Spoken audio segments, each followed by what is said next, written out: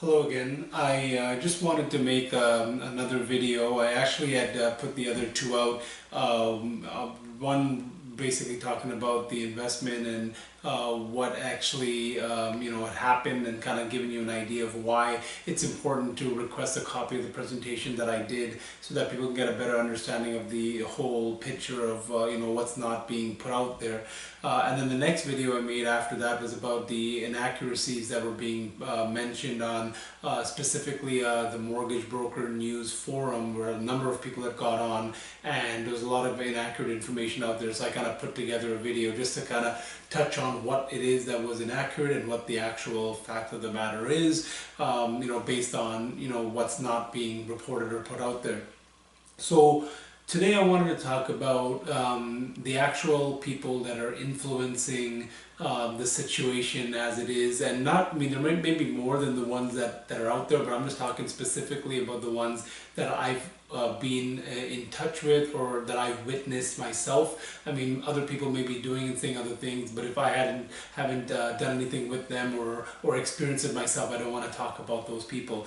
But whatever I'm going to share today, I mean, it's all documented. It's all, these people, or their names are already out there. It's not like I'm exposing anyone. I mean, their names are out there. I mean, it's public information. Anyone can just Google them and, see who they are. So it's no surprises. It's just a matter of, I think, that investors and anybody who's involved here, especially the investors, because, they're at risk, and they could potentially lose certain funds in their investment, and they need to know all the people that may be responsible or have an influence over that. So basically, I wanted to talk about a few things, but also wanted to touch on some of the responses from the videos that I made previously. So I know that there's a lot of views, because I could see the view numbers of how many people are actually seeing the videos. Basically it's just been people on the forum itself, and maybe a few people that, I've sent the video out to. So, I guess soon, it'll start picking up, and more people will get access to it.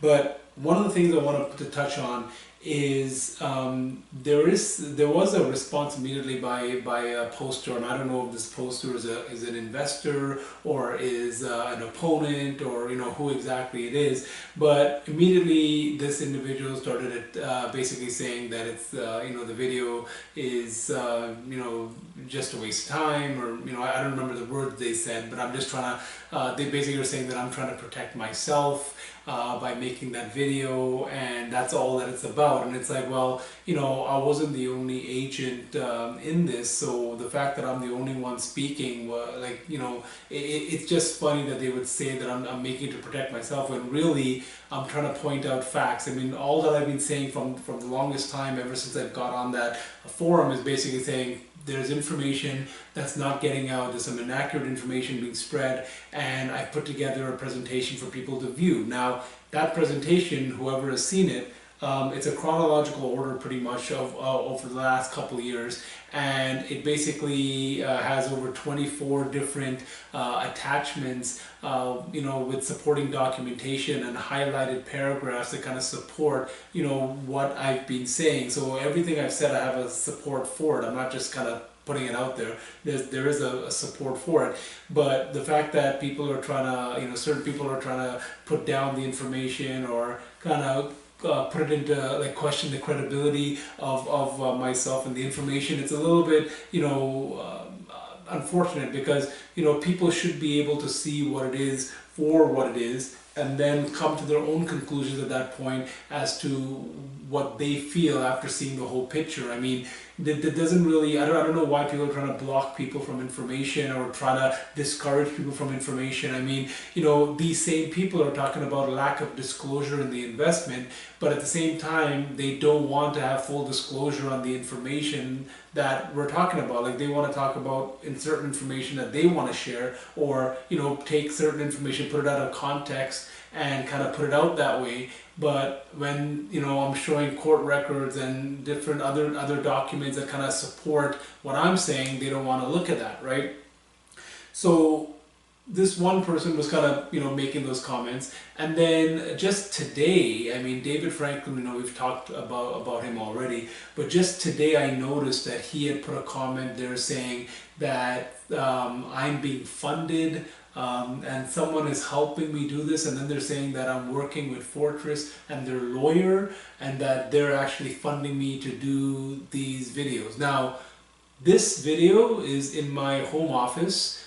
I've just got a video camera that I put together, that I set up on a tripod. I'm sitting here and doing this. So I don't know what funding they're talking about, and why is it that just because I'm sharing a perspective that's outside of theirs, all of a sudden it means that I'm working with someone or being funded by someone? I mean, that kind of poses the question, if he's saying I'm funded by someone, well, who's he funded by? I mean, if he's trying to say that, the only reason that someone would take their time and energy and effort to do something is because they're being paid or being funded by someone, well, obviously he's spending a lot of time at this as well. So, I wonder who it is that's funding him, right? So, it's really strange and odd to do that. I mean, I know it's kind of not normal to kind of see, when something goes wrong with an investment, that someone's actually, standing up for, what's out there and trying to say something and do something from what they've witnessed. There's many people out there that, just moved on to the next thing. But at the end of the day, it's like, for me, I'm with my clients, win or lose, good or bad. I mean, at the end of the day, this investment didn't have to end the way it is. It doesn't have to be going down this path that it is right now. But a lot of things were manufactured to bring it here. Now, I've always said, I've never said who's right and who's wrong. And I basically never said that everything's perfect. Like, I know there were issues in various areas, but a lot of these issues were based on, the regulation and lack of it. And the fact that, the regulator or FSCO had actually, or the Financial Service Commission of Ontario, had actually been aware of a lot of the information that they're now pointing out as an issue, where it's like, well, you've reviewed documents and audited brokerages on an annual basis for a few years, and basically, didn't do or say anything specific about these similar issues. I mean, there were some minor changes here and there that were followed, but a lot of things were allowed to continue, and then now you're using those same things and saying that's a problem. Well, at the end of the day, whose problem is it if you missed it, when you reviewed it or when you audited it? So at the end of the day, I've not actually made judgments at who's right or wrong. I'm not saying that, what's the right thing to do. I mean, the investigation with the RCB is still ongoing. I'm not going to come to a determination myself. That's their job to do their, go through their process and come to a determination. And then regardless of what they find, if there are charges or anything, it will be going through the court process, and then only then will there be judgment. So, I've not actually said that everything's perfect and that this is one side and people have to listen to my side and not let their side. All I've said is they're sharing a side, but there's a lot of information that they're avoiding or they're not putting out there, and I want people to see that information as well. So, I mean, I think it's fair that people should hear information from both perspectives, and then based on that information, see which one makes more sense, or maybe I can take some pieces from here and some pieces from here, and in my mind put something together. I mean, I think people are entitled to at least have information that they can base a decision on, instead of being given information and basically blocked from other information. And that's really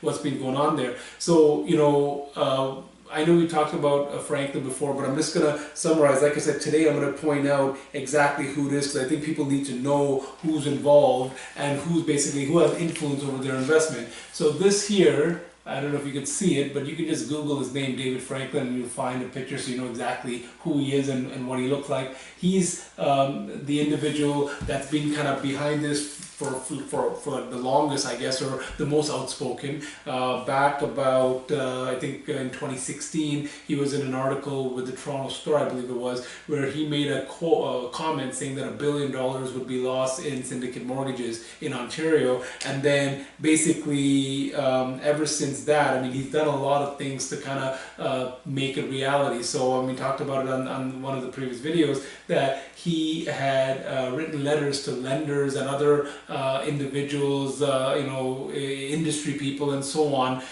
basically making claims, about the investment vehicle and about how it was a fraud and it was a Ponzi, and he was basically making these claims as fact without a legal determination of that. And obviously when you're writing letters to these kind of people, especially the lenders of projects, there's going to be some impact from that letter, especially coming from a real estate lawyer. I mean, again, I know being the fact that he's been a real estate lawyer and I guess his age, there is some perceived credibility there, but at the end of the day, obviously that's going to have some impact when you write those letters. And then he had also gone to the RCMP back in November 2016 to initiate their inquiry, to basically tell them, like, they have to look at this and that. So obviously same idea, when he goes in there, they're looking at him as someone of some kind of perceived credibility there, and obviously their job is to look into something if it's coming from a credible source or an assumed credible source. So he recently said that I was complaining that the investment is failing because of the RCMP. I never actually said that. What I said was, there's selective reporting, there's misinformation and inaccurate information out there, and he wrote letters to these parties, and he went to the RCMP. So obviously these things are going to add a risk to the investment. I mean, multiple articles, like over 50 plus articles I'd shared before, and then the RCMP investigation that he initiated, and then the letters to those other parties, the constant media that he's been involved in quite a bit, and then also online, how he's we talked about the previous video and the inaccuracy revealed video about all the things that they're kind of sharing and spreading and saying and taking things out of context and basically just sharing pieces of something just to prove what they want to say. So a lot of these things are very questionable. And one thing I noticed, I mean, I don't know, it could be a coincidence, but I shared the 50 plus media articles, on the topic, and I remember when I put that together, basically those articles, I just went on Google and found the articles, so they were there. But now, recently, I noticed that almost half of those articles are no longer there. I mean, if you go to the website, you'll still see, you'll put the link in the browser, and you'll see the title of the web link, but it'll say that the article's been removed or it's no longer there or something or the other. So again, it could just be a coincidence, but I mean, you'll still see the names and the titles of all those links, so it still kind of is relevant.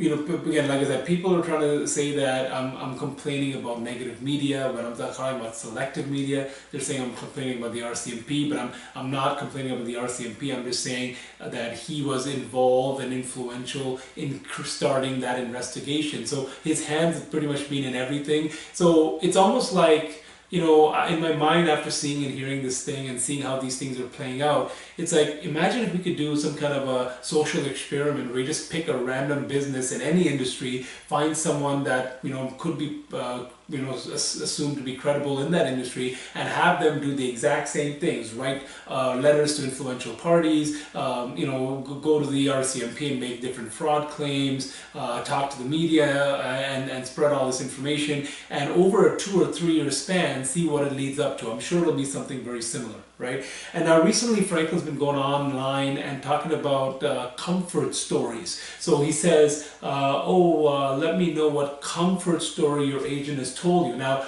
in any investment, there's things are not always going to be perfect. There's risks involved, and sometimes things go wrong. So when things go wrong, there's different plan B, plan C, different options, different things that can come up. So while people are trying to figure out things and try different scenarios to get to that outcome, advising clients of that is just part of your job. You're not gonna just say, well, I don't know what's happening and this is not working out and that's the end of it. I mean, obviously there is other steps being taken. Now it's funny because after I put the videos out, Franklin had sent me an email And in one of the videos I talked about the previous class action cases and how investors should actually read the documentation on those cases in advance of making decisions of getting involved in cases with Franklin and the associated law firms that he's putting together. And he basically sent a response saying, oh, that that the previous class actions, there was an appeal in June and they're waiting for the decision. Now, I could easily say, is that your comfort story to those plaintiffs? I mean, at the end of the day, it's the same idea. He's basically telling people that, they've done an appeal. Now, again, if he's done an appeal, that's factual, but it's the same idea. If someone's doing something and updating their clients based on the information they know at the time, that's not a comfort story. That's just what they know at the time, right? But again, I don't want to go too much into Franklin so much. I mean, like I said, he is kind of making these claims now that I'm working for Fortress and they're paying me and their lawyers and them have planned me to get involved and do these videos. None of that's true. I'm doing this on my own for my own clients, and I think it's the right thing to do. I'm not surprised that he's making those claims. I mean, he's famous for making claims without unsubstantiated claims. I mean, that's what he does, and the reason why he does it is so many people buy into everything he says. I mean, it's almost, I mean, for what he's doing, it's almost like Trump-esque, right? I mean, I don't know, maybe he should run in 2020 because, I mean,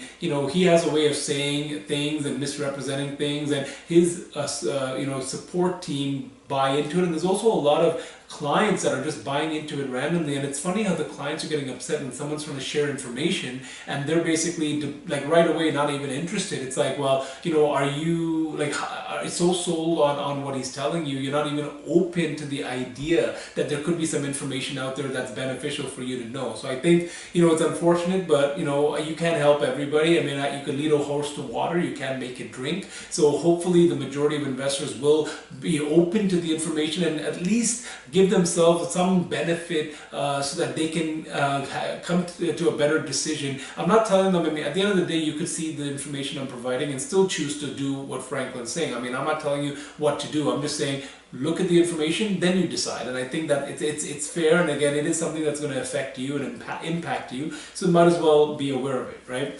Now, people questioning why I'm doing this, it's like, well, I'm not a normal person, I'll tell you that right now. So what I mean by that is, I could be out with my wife somewhere and a complete stranger and my wife could have a disagreement or two different perspectives on something. And if that complete stranger is right, or I feel that complete stranger is right, then I'll actually, take their side. And my wife will be like, hey, you're married to me, you should be on my side. But I'm like, you know what? It doesn't matter that I'm married to you. It's whatever is right. If something's right and I feel it's right, or I feel something's wrong, I'm going to say something to that effect. It doesn't matter who you are. It's what I feel and what's right, and I have those convictions, and that's what I'm going to do. Like it's funny. Like with this situation, there's so many people on that one side, and it seems like I'm like the only guy on this side doing this stuff. But recently I read a quote, and it said, what's wrong is wrong no matter how many people are doing it, and what's right is right no matter how few people are doing it. And that's something that makes a lot of sense. I mean, again, I don't know who else will see that, but that's kind of what I kind of thought of when I heard that quote. I was like, wow, this is perfect for this situation. So I'm going to move on to the next individual that I'm going to be talking about. So this is actually Neil Sharma. So Neil Sharma, this is him here. He's with Mortgage Broker News. So he's the reporter that actually, when I sent email to all the major papers and Mortgage Broker News back on October 1st, he replied initially, and then we actually had a meeting. I had some excerpts of our meeting, an audio clip that I got recorded with his permission at that meeting. He was recording me. I said I want permission to record as well. He did allow me to, and basically I put some clips on there as well of some of the things that he admitted not verifying Franklin's claims, and before reporting. And then he admitted to me, even though he was complaining about lack of disclosure, he admitted to me when I asked him directly if he ever read any of the disclosure documents or any documents investors look at before investing. He admitted he didn't, and he asked me if I can provide documents to him. But the fact is that he wrote about something and was making these claims as fact, without even having read one of those documents. So obviously that's a challenge and a problem, and that causes risk to investors. So he had actually told me that he was going to interview me for an article, and then a week after we met, I believe it was October 11th, he sent me an email asking me if I'd be interested in meeting with him and David Franklin. Now, at our initial meeting, he did mention to me that Franklin was one of his main sources, and when I was questioning Franklin in the meeting, he said, "Oh, let's not talk about Franklin," like kind of putting him aside. And then roughly half an hour after he had sent me that invite about meeting with him and Franklin, I got the first email at the investorvoice@hotmail.com email address from David Franklin, and eventually, like within the next 30 days or so, he sent me, I believe, about 50 emails. And then, that's basically the situation here, and this gentleman told me that he'd let me share this perspective. He told me this was the first time he heard anything outside of what Franklin was saying, but still, I mean, now it's January the 11th, and I still haven't had that interview that he told me he would do on October the 4th. He told me that within a week or so he'd be looking at putting something together. Obviously that never happened, right? But what did happen is he did release my information to Franklin, even though he told me he'd be keeping me anonymous at the time. And it's one of those things. I mean, he wrote that article about investors complaining about Fortress, and then below that article, the forum kind of began. And then he wrote another article about investors. Basically, it was an article about the comments under his previous article. And the thing that was interesting is the article was talking about what comments and so on that people are making about the situation, and he shared the one I believe it was the first comment that I made under Investor Voice on there. And then David Franklin made a number of comments at the time, but instead of picking a comment to put on this other article he wrote about the issues or the concerns that Franklin's pointing out, the only comment of Franklin's that he shared in that article was the one where he exposed my name, my mortgage license number, the names of the brokerage that I'm currently with, and all the people that work there, even though they're not involved in what I'm doing. So it's like, why out of all the comments Franklin made, if you're writing an article about what people are saying about the investment, why would you choose that comment, the one that exposes my name and license and these individuals, which has no relevance directly to the issues that people were saying? So, obviously the fact that he did that, I'm sure, I once before, I asked him when he asked me to meet with him in Franklin, I said I was concerned about that meeting because I'd be worried that Franklin may be coaching him to write his article. And he got really upset, saying that, oh, he's a man of integrity and this and that. Well, guess what? I question why he would have selected that particular, comment amongst all the others in his article. And, it was interesting because the other person actually was going to share with you right now is Janet McFarland from the Globe and Mail. So you can see who she is. She's written a number of articles on the topic. She'd also responded to me when I'd sent that email to all the reporters. And basically, the first response that she had provided me when I'd sent that out, she said, "Thank you for your email. I'm not clear who you are or who you are representing. Is there something you would like me to do with all of this material?" Now, I'd sent a number of documentation, attached documents, court records, etc., just kind of showing, some of the things that they're not talking about. And then she goes, "I'm not clear if this is just for information or if you are approaching me to talk about your concerns." Now, I specifically asked in that email that we want the media to report on some of this information.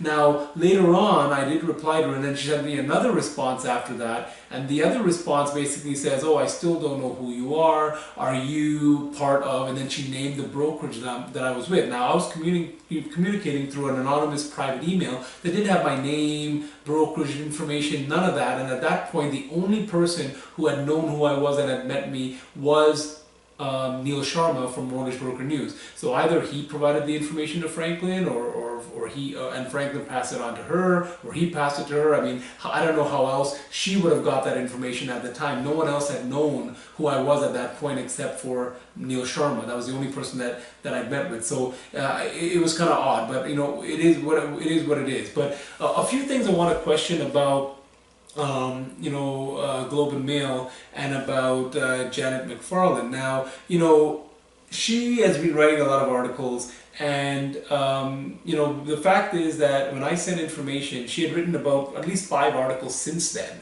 and still not touched on any of the information that I'd sent her. Even though she's writing related on the topic. Now, another thing that I wanted to question is, I know when the Globe Mail first wrote the article on the RCMP called Going into Fortress in April of last year, basically they had put a picture of an RCMP vehicle in front of the Fortress office, which is not a problem because that's what they were writing about in that article. Now, since then, I believe there was at least 8 or 10 articles that that she may have written on the topic, and they used that similar image of either the car in front of the office or an RCMP officer in front of the office. And in some of those articles, it wasn't even referencing or talking about the RCMP. It was talking about something else, about the investment vehicle or some other issue, and it was using that image. So, I mean, the question is, why would they consistently use that image if it's not to kind of put a perception in the public's mind about, crime and Fortress, or fraud and Fortress, or whatever, right? I mean, that's just something that I noticed. Another thing that I noticed that was kind of odd is her recent investigative piece that she had put out. She'd actually made a comment there that I thought was really, I was kind of not sure what she was going with. So she talks about the CEO of Fortress, Jawad Rathore, and then she says, Jawad Rathore is by all accounts hard to forget, tall and bearded with a shaved head.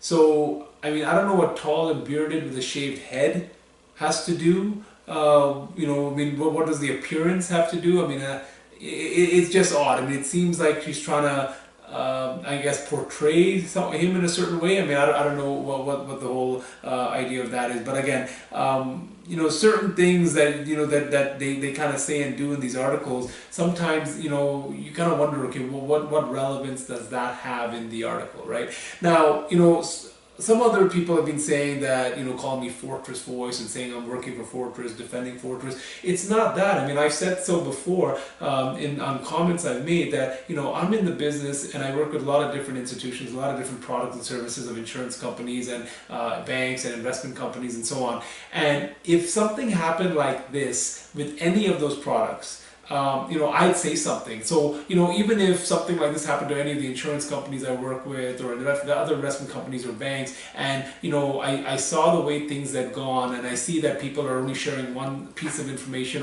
or misrepresenting information that's there, or not, having any interest in sharing some other information, something, at some point, someone has to say something, someone has to do something. And at this point, for me, I do read a lot, I do the research. I mean, people have mentioned before that, one of the presentations seemed scripted. Well, you know what? The first one I just sat here and spoke, in general about what was going on. The second one, I did basically look through the forum comments and made notes based on what I saw. And then basically I was looking through my tablet that was sitting in front of me and making sure I covered the points in the notes. I mean, I prepare for what I'm going to say. I'm not going to just make random accusations or make claims without fact or without support.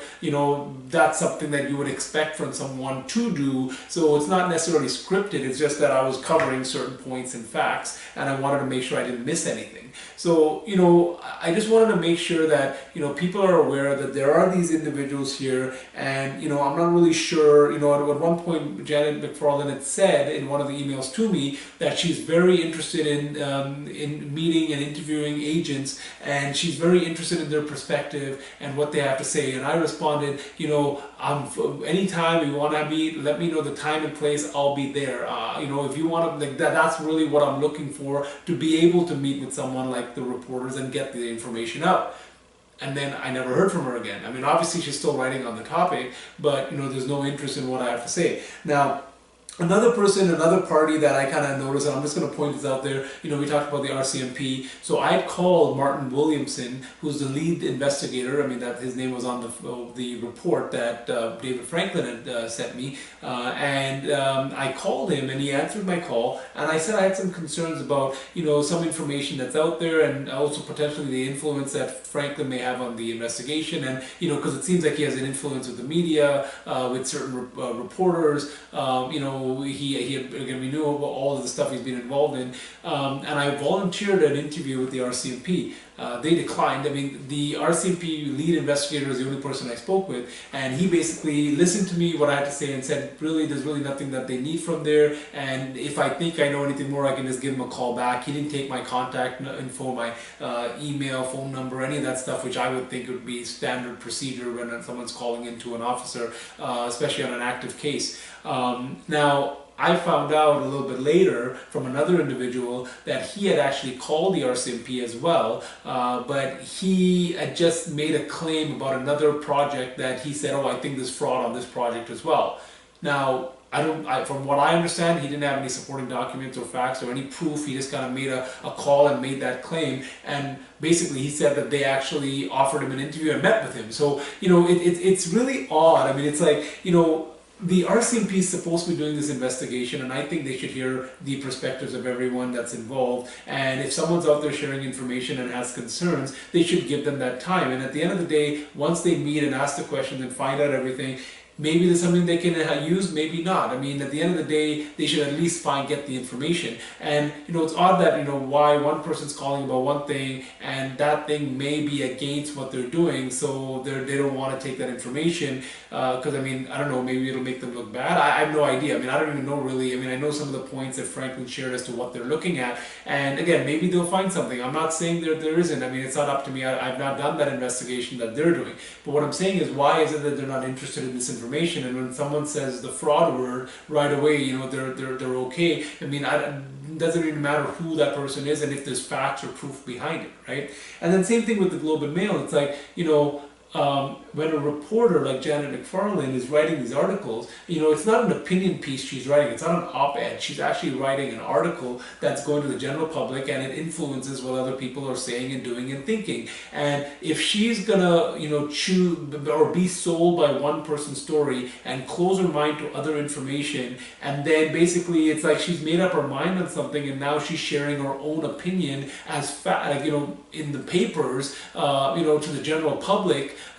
It's like, I've made up my mind that this is what it is and this is what I want to say. Anyone else is trying to tell me something other than this, even though I'm going to tell you that I'm interested in your story, I'm not going to give you the time of day or say anything in the article that, what you have to say. And I don't know, I mean, it's not about, I don't know if they're worried that because they've put so much out already in one angle that it will make them look bad by putting something else out. I don't know. I mean, at the end of the day, I think the paper's job is to put all the information out there, let the people decide based on that information. Sure, say what Franklin's saying, say what anyone else is saying, and then let people do their own research and find the facts. And it's funny because there's so many people out there that don't want to read the documents, don't want to look at anything, but at the same time they want to go there and make all these claims and support all these claims without any fact. And that doesn't help any of the investors. And I don't think it's the right thing to do, but I mean it's not up to me. I mean, at the end of the day, the clients are going to be affected, the investors are going to be affected, and recently Franklin sends me an email saying, what do you think about this article about Morrison Financial saying that Colliers is going to be a loss? And I'm like, well, that's not a surprise. I mean, given all the information that's been going on, all the stuff that I've been talking about, it'll be a miracle if people don't have losses. I mean, they're inevitable at this point. I mean, you're spooking banks with information, and the lenders need to fund the projects. If lenders don't want to be on the project anymore and they get out of the deal, I mean, obviously that's going to cause a problem. At the same time, you got this whole, so much information out there on this one side, so much, misinformation, so much selected information that's out there, and so much avoided information that's not getting, published or getting the attention. At the end of the day, what else can you do? I mean, people like me, I can make videos, I can make comments, but every time I do something, there are people that are trying to shut it down or discredit it or attack it for something or the other. And I mean, just because like there's a lot of other people that are not doing anything and saying anything and they're moved on doesn't mean that's the right thing to do. I mean, I think if I'm an agent for a client, I have to stick by that client no matter what. And if something is wrong and not done right, I should be the voice and the mouthpiece there to get that information out there to help those people involved that are getting affected. And that's really what I'm doing over here. And I've always been this way. I mean, I'm very I have a lot of endurance. I remember years ago when I was a kid, when I used to play soccer, my coach would not let the team, take a break at practice until I was tired, right? So, I'm one of those guys that if I'll stand up for stuff and I'll keep fighting. I mean, if I stop and if everyone else stops and no one says and does anything, this will just continue to happen. The people that are behind this will get away with what they're doing. They'll put a lot more people at risk based on what they're doing. And, who knows? I mean, I even asked Franklin in one of the recent emails to him, it's like, well, my question to you is, what's the next investment vehicle that you're going to go after, that you're going to put a lot of people under risk so that you can aggressively then go and try to sell class action lawsuits and then put, these, more plaintiffs at risk of, losing these cases because they're set up on, misrepresentation or misinformation.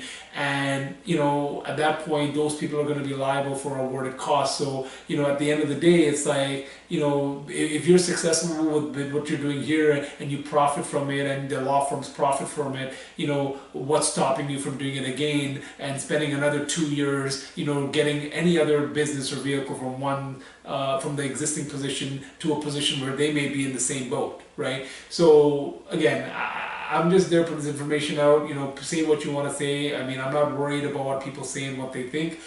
I'm just saying, look at the information, be aware of the facts, question why certain things are happening, why certain information is not getting out there, especially once you read the information in the presentation and you see what's going on, and then you kind of compare to what you're seeing in the media and in the paper and what Franklin's saying and other people are saying, and kind of say, well, okay, well, why is there this disconnect, right? Maybe question it, right? I mean, that's why I kind of said, the people reading the paper, many of them don't care about the situation. The people that do care are the investors. So I want to get this out to the investors, because once they get all the details and the information and they see and they understand that there's things that are all over the place that are, or certain things that are not really consistent with what's being said, they'll be the ones to question. And that's why I told the paper that I said, the first paper that gets out and puts this information out there will have the least to explain, because investors will start eventually going to them and saying, why is it that, you did what you did? By doing that, it added more risk to my investment and, potentially had me lose my money. Right? So I hope you enjoy this this video. I hope you got some value out of it. Again, I know there's going to be people that are getting upset, and I mean they already are, and they're going to keep saying and doing things against me. But again, at the end of the day, I can't be bothered and worried, and many people are going to believe what they're saying, even if it's not true. But I can't control what people are saying and doing out there. So again, I'm going to continue to try to do my best to get the information out. And hopefully this ends up with some positive result, and there's not further damage and further harm to investors. Right? So thanks very much for your time, and hope you have a great night. Take care.